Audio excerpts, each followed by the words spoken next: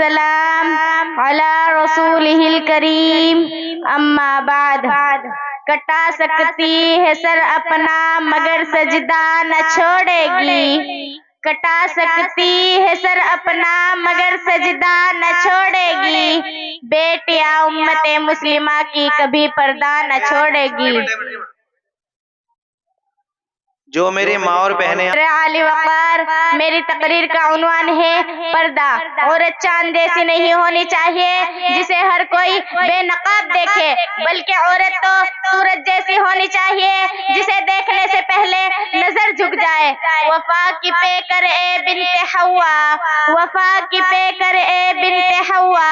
حیا کی چادر سر سے اپنے سرکنے نہ دینا، کٹھن ہو جتنی بھی مسافتیں، کٹھن ہو جتنی بھی مسافتیں، نہ کبھی خود کو بھٹکنے دینا۔ عزیزان گرامی، پردہ عورت کا زیور ہے، پردہ عورت کا گہنا ہے، پردہ عورت کی عظمت اور عفت ہے۔ اگر پردہ ہے تو حیا اور پاک دامنی ہے، اگر پردہ ہے تو عظمت و احترام ہے، اگر پردہ ہے تو دنیا اور آخرت میں فلاح و نجات ہے۔ میری پیاری ماں اور بہنوں، اگر پردہ ہے تو اللہ اور اس کے رسول کی رضا ہے۔ یاد رکھیں، اسلام صرف نماز، روزہ، زکوٰۃ، حج کا ہی نام نہیں، بلکہ اسلام تو ایک مکمل ضابط حیات ہے جو اپنے تمام ماننے والوں کو زندگی کے ہر شعبے میں بہترین گزارنے کا طریقہ بتاتا ہے۔ اسلام نے بچوں کے حقوق بھی سکھلائے، اسلام نے بزرگوں کی اطاعت کا جذبہ بھی پروان چڑھایا، اسلام نے پڑوسیوں کے حقوق بھی گنوائے،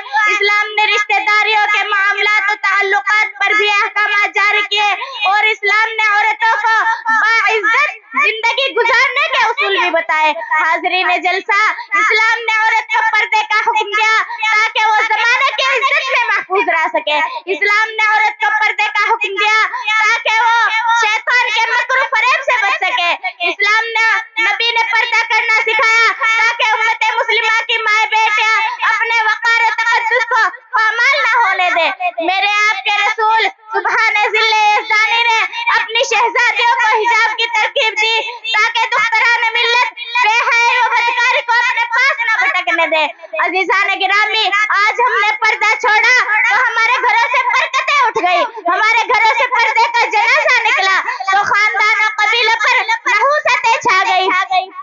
ہماری ماں بہنوں کے سروں سے دوپٹے غائب ہوئے تو ہماری قدر و قیمت 2 ٹکے کی ہو گئی، مسلم لڑکیوں نے برقع کیا اتارا تو عظمت و عفت کے جنازے نکلنے لگے، ہماری شہزادیوں نے حجاب اتار دیا تو ہمارے سماجی معاشرے پر بے حیائی کے بادل چھا گئے، اور ہم نے اللہ اور اس کے رسول کے حکم سے منہ پھیرا تو یاد رکھیں، کل قیامت کے دن اللہ تعالیٰ بھی ہم سے منہ پھیر لے گا، پھر ہمارا ٹھکانہ دوزخ کے سوا کچھ نہ ہوگا۔ اس لیے میری پیاری ماں اور بہنوں، آؤ ہم اللہ کی طرف لوٹ جائیں، پردے کا اہتمام کریں اور اپنی زندگیوں میں حجاب کو شامل کریں، اور ازواج مطہرات کی زندگیوں کے مطابق اپنی زندگی گزاریں۔ وآخر دعوانا ان الحمد للہ رب العالمین۔